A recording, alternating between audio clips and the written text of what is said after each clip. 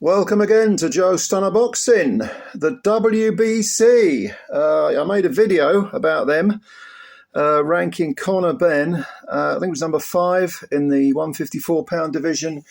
He has fought over the welterweight limit on 3 occasions. He's won 2 and lost 1, the one being to the middleweight Chris Eubank. But the WBC didn't stop there. No. Oh, no, they haven't even got their trousers down. No.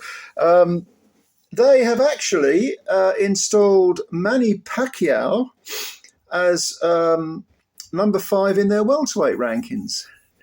Now, we all know about Manny Pacquiao, 62 wins, 8 defeats, 2 draws, living legend and all the rest of it, 46 years of age. He's number 5 in the WBC rankings because he is being allowed to fight Mario Barrios, who is the WBC welterweight champion. Here's the thing, though. Pacquiao, I just said he's 46 years old. He hasn't won a fight this decade. Okay, his last win was in 2019 against Keith Thurman. That was a split decision, by the way. He did have Thurman on the floor early on, wasn't it? But the first round, was it the second round? And he hasn't stopped anyone since 2018. That was Lucas Matisse. So, okay, what do we make of this? Is there anything we can make of this? No, because it's just a money grab, a cash grab. It's a legend coming back. As I mentioned in my previous video,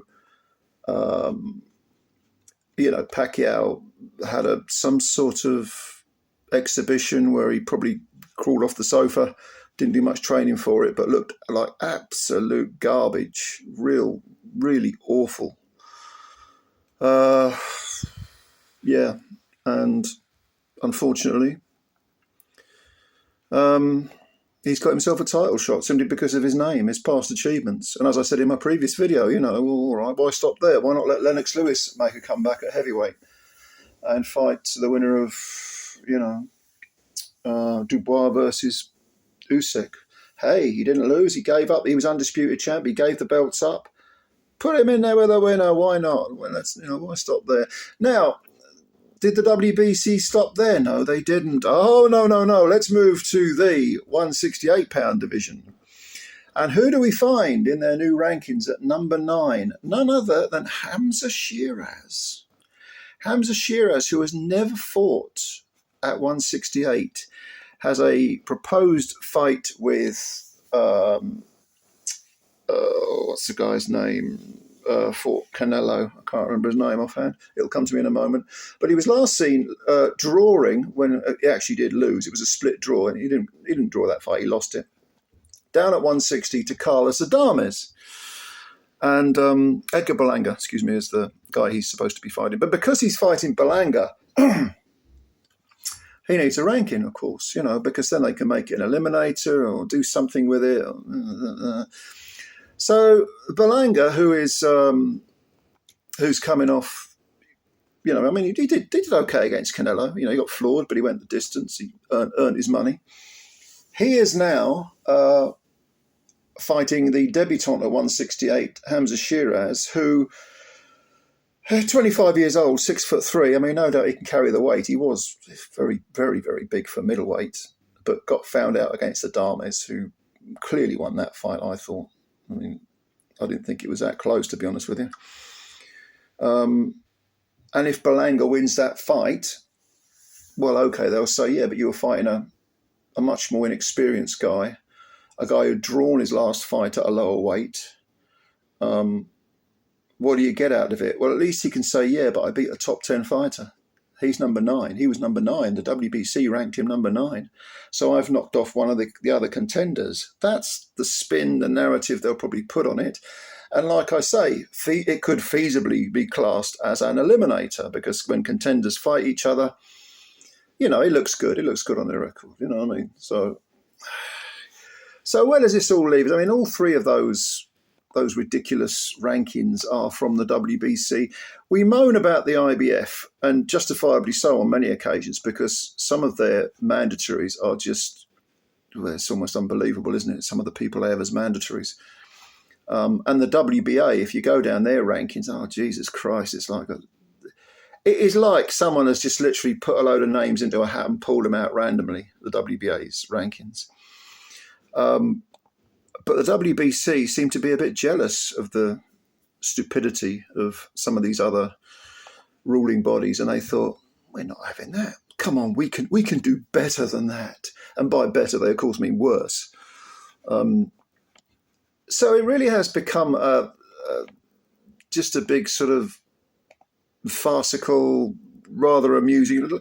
It's like one of those old farces, those stage farces you used to get. This is the boxing equivalent of them, you know, where, you know, it ends up with the vicar having it away with or the butler having it away with the mistress, and the vicar walks in on them, and then he has to hide in the closet, and she hides under the bed, and then there's all sorts of, you know, jolly japes occur. Well, this is the boxing equivalent of that sort of old, tired, farcical stage play, except that in boxing, nobody's hiding under the bed, nobody's hiding in the closet. They're getting in the ring and facing each other and beating the crap out of each other.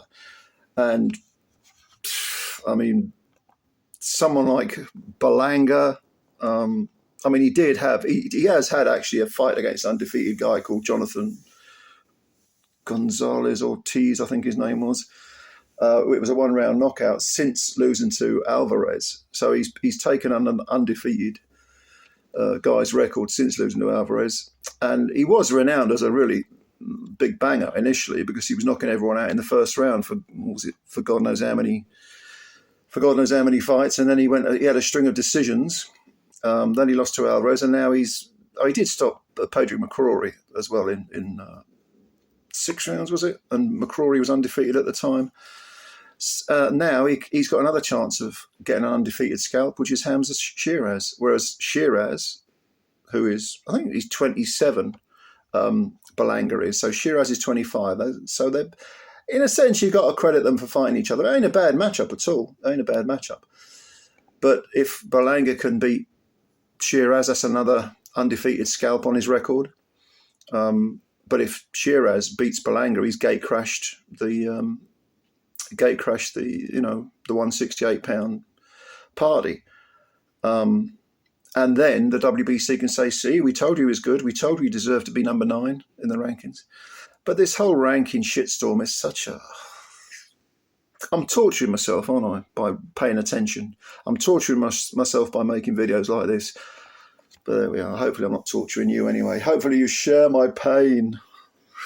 Come on, we'll be miserable together. But having said all that, let's end on a positive note, because Balang versus Sheeraz could be a very, very good fight. Balang, he's not small for the weight either. He's not 6'1", and has settled into super middleweight. I think he's been a super middleweight all his career, actually, come to think of it. And he's racking up some decent names. I mean, he won a decision over Jason Quigley, beat Steve Rolls on points. Now he's back to his big punching self. We would assume, if his last fight is anything to be sniffed at, yeah, we'll see. But this could be a good fight. It's just ranking-wise, forget about it. Forget about it. Let me know what you think. Leave your comments below.